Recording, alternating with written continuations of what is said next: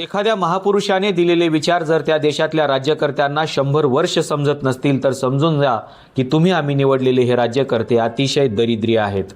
आज रुपयाची किंमत 90 पार झालेली आहे आणि तरीही आम्हाला स्वप्न पडत आहे महासत्ता होण्याचं।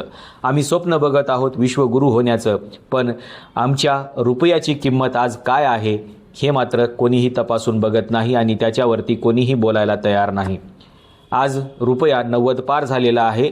90 पार होताना हे वर्ष आपण आठवून बघितलं पाहिजे। हे वर्ष 2025 आहे, पण आजपासून तब्बल 102 वर्षापूर्वी म्हणजेच 100 वर्षापूर्वी साधारणतः डॉक्टर बाबासाहेब आंबेडकर नावाच्या एका महापुरुषाने या देशाच्या रुपयाची किंमत मोजली होती आणि एक प्रबंध लिहिलेला होता। त्या शोध प्रबंधाचं नाव होतं प्रॉब्लेम ऑफ द रुपीज, रुपयाची समस्या।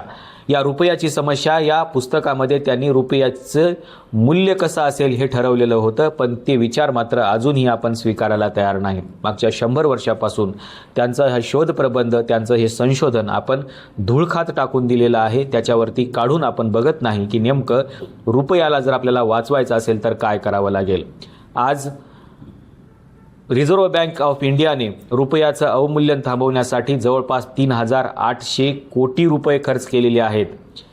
मी तुम्हाला आकडा सांगतो आहे, 3800 कोटी रुपये खर्च केलेले आहेत। हा आकडा जर तुम्ही रुपयामध्ये काढून बघितला तर तुम्हाला थक्क होऊ शकेल आणि कदाचित तुम्हाला हा आकडा वाचताही येणार नाही। एवढा भयानक पैसा आपण खर्च करूनही रुपयाचं अवमूल्यन थांबलं नाही, पण तरीही मागच्या 100 वर्षापूर्वी जो ग्रंथ लिहिलेला होता तो ग्रंथ काढून बघायला अजूनही आपले राज्यकर्ते आणि आपली रिझर्व्ह बँक तयार नाही। डॉक्टर बाबासाहेब आंबेडकरांनी हे सांगितलं होतं की येणाऱ्या कालखंडामध्ये जर तुम्हाला रुपया हा स्थिर ठेवायचा असेल आणि त्याचे मूल्य जर वाढवायचं असेल तर तुम्हाला काय करावं लागेल। इथली सरकारी यंत्रणा, इथली शासकीय यंत्रणा, इथली रिझर्व्ह बँक हे सगळे अपयशी ठरलेले आहेत आणि हे ठरणार आहेत हे डॉक्टर बाबासाहेब आंबेडकरांना अगोदरच माहीत होतं आणि म्हणून त्यांनी सांगितलं होतं की या देशाला एक चलन आयोग, करन्सी कमिशनची गरज आहे।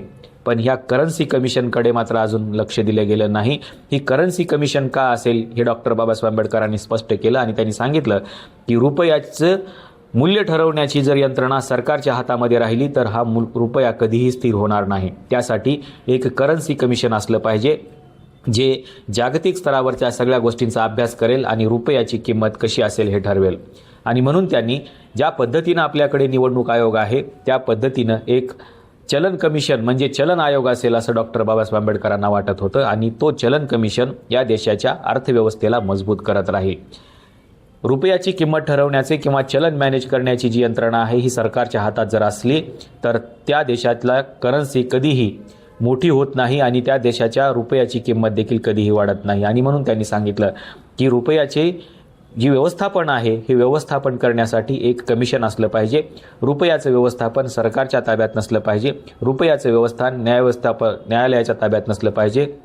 रुपयाचं व्यवस्थापन रिझर्व्ह बँकेच्या देखील हातात नसलं पाहिजे, कारण या सगळ्या गोष्टी या सरकारी यंत्रणेच्या हातातल्या आहेत। याच्यासाठी स्वतंत्र अशा पद्धतीचा एक चलन आयोग असला पाहिजे असं डॉक्टर बाबासाहेब आंबेडकरांना वाटत होतं आणि हा चलन आयोग आपल्या रुपयाचं मूल्यमापन करत राहील आणि ते त्याचं स्थिरत्व निश्चित करत राहील असं डॉक्टर बाबासाहेब आंबेडकरांना वाटत होतं। आणि म्हणून त्यांनी ज्या पद्धतीने निवडणूक आयोग आहे आणि त्याला स्वतंत्र काही अधिकार आहेत, ज्या पद्धतीनं सर्वोच्च न्यायालय आहे आणि त्याला स्वतंत्र काही अधिकार आहेत, त्याच पद्धतीनं या देशामध्ये कायदे मंडळ आणि कार्यकारी मंडळापासून एक वेगळा असलेला एक करन्सी कमिशन असेल, ज्याच्यासाठी निवडणूक आयोगासारखेच आणि सर्वोच्च न्यायालयासारखे आणि संसदेसारखे त्याला देखील स्वतंत्र अधिकार असतील आणि त्याच्याकडे या करन्सीचं मॅनेजमेंट असेल असं डॉक्टर बाबासाहेब आंबेडकरांना वाटत होतं। पण जर रुपया काय करायचा, किती रुपये छापायचे हे जर सरकारच्या हातामध्ये असेल तर त्या देशातली करन्सी कधीही स्थिर होऊ शकत नाही असं डॉक्टर बाबासाहेब आंबेडकरांचं म्हणणं होतं।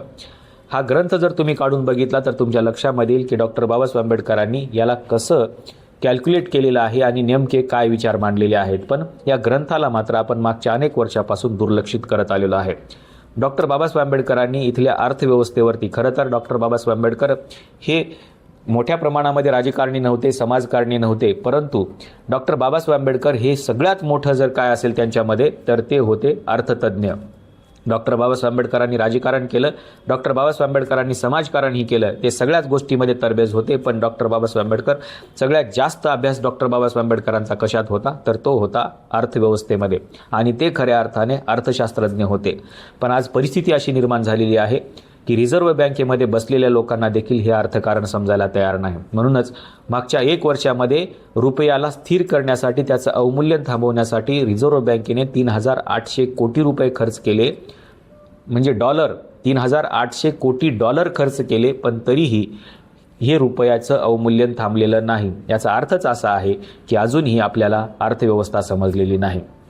आशिया खंडामधले सगळ्यात अवमूल्य नसलेली करन्सी म्हणून आपली ओळख आता निर्माण झालेली आहे. म्हणजे आशिया खंडामध्ये जेवढे काही देश असतील, पाकिस्तान असेल, बांगलादेश असेल, श्रीलंका असेल, नेपाळ असेल, भूतान असेल, या सगळ्यांपेक्षा देखील भारताची करन्सी ही सगळ्यात डाऊन झालेली आहे. पण तरीही आपल्याला विश्वगुरू होण्याचं स्वप्न पाहायला बघत आहोत. म्हणून डॉक्टर बाबासाहेब आंबेडकरांच्या त्या ग्रंथाकडे आपण जोपर्यंत बघणार नाही तोपर्यंत इथला जो काही रुपया आहे तो रुपया स्थिर होणार नाही. आणि हा रुपया जर स्थिर करायचा असेल तर त्या ग्रंथाच्या पानापानावरती डॉक्टर बाबासाहेब आंबेडकरांनी काय म्हटलेलं आहे हे आपल्याला एकदा तपासून बघावं लागेल. मागच्या 75 वर्षामध्ये, म्हणजे स्वातंत्र्याचा अमृत महोत्सव आपण साजरा केला, संविधानाचाही अमृत महोत्सव आपण साजरा केला. पण ज्या व्यक्तीने हे संविधान लिहिलेलं आहे त्या व्यक्तीने इथल्या अर्थव्यवस्थेसंबंधी काय सांगितलेलं आहे ते मात्र आपण तपासून बघितलं नाही. 1923 डॉक्टर बाबासाहेब आंबेडकरांनी प्रॉब्लेम ऑफ द रुपीज हा त्यांचा ग्रंथ प्रकाशित केला आणि जगभरामध्ये या ग्रंथाची चर्चा सुरू झाली. पण मागच्या 75 वर्षामध्ये स्वातंत्र्याचा अमृत महोत्सव साजरा करत असताना, किंवा संविधानाचा अमृत महोत्सव साजरा करत असताना, किंवा या ग्रंथाची शताब्दी साजरी करत असताना देखील त्यांचे विचार मात्र आपण स्वीकारायला तयार नाही. आणि म्हणून आपल्या देशाची जी ही परिस्थिती निर्माण होत चाललेली आहे ती परिस्थिती याच्यासाठी निर्माण होत चाललेली आहे की आपण या महापुरुषांना समजून घ्यायलाच तयार नाही. जर डॉक्टर बाबासाहेब आंबेडकरांचे अर्थशास्त्रावरचे विचार जर आपण समजून घेतले आणि ते जर या व्यवस्थेमध्ये लागू केले तर कदाचित ह्या रुपयाला स्थिर आपल्याला करता येऊ शकतं. आणि म्हणून मागच्या 75 वर्षामध्ये या सगळ्या सरकारने, जेवढी काही गव्हर्नमेंट आले, त्यांनी हे करायला पाहिजे होतं की डॉक्टर बाबासाहेब आंबेडकरांनी नीती आयोग तयार करण्यापेक्षा एक जर चलन कमिशन तयार केलं असतं आणि हे चलन कमिशन, करन्सी कमिशन जर व्यवस्थितरित्या या देशामध्ये काम करत असतं तर कदाचित या रुपयाचं अवमूल्यन थांबलं असतं. नीती आयोगाला जेवढे काही अधिकार आहेत ते अधिकार पुरेसे नाहीत. नीती आयोग म्हणजे काही घटनात्मक आयोग नाही आहे किंवा त्याला घटनात्मक दर्जा नाही आहे. पण करन्सी कमिशनला जर संविधानामध्ये स्थान देता आलं असतं आणि संविधानाच्या नंतर जर संविधानामध्ये एखादी घटना दुरुस्ती करून डॉक्टर बाबासाहेब आंबेडकरांचे विचार स्वीकारले गेले असते तर कदाचित या रुपयाचं अवमूल्यन थांबलं असतं. तत्कालीन परिस्थितीमध्ये डॉक्टर बाबासाहेब आंबेडकरांना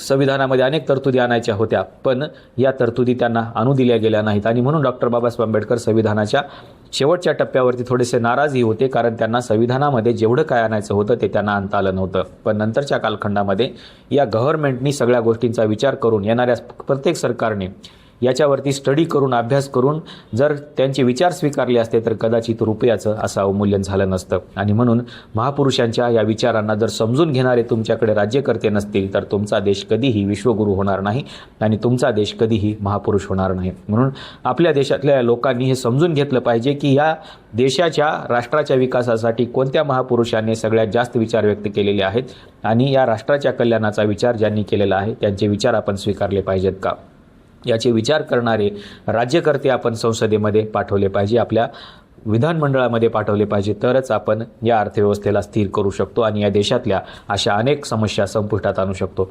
आपल्याला नेमकं डॉक्टर बाबासाहेब आंबेडकरांच्या प्रॉब्लेम ऑफ द रुपीजबद्दल काय वाटतंय सांगायला विसरू नका. आणि आजच्या घसरत चाललेल्या रुपयाच्या मूल्याबद्दल तुम्हाला काय वाटतं हेही सांगायला विसरू नका. आजच्या व्हिडिओमध्ये आपण इथेच थांबूया. धन्यवाद.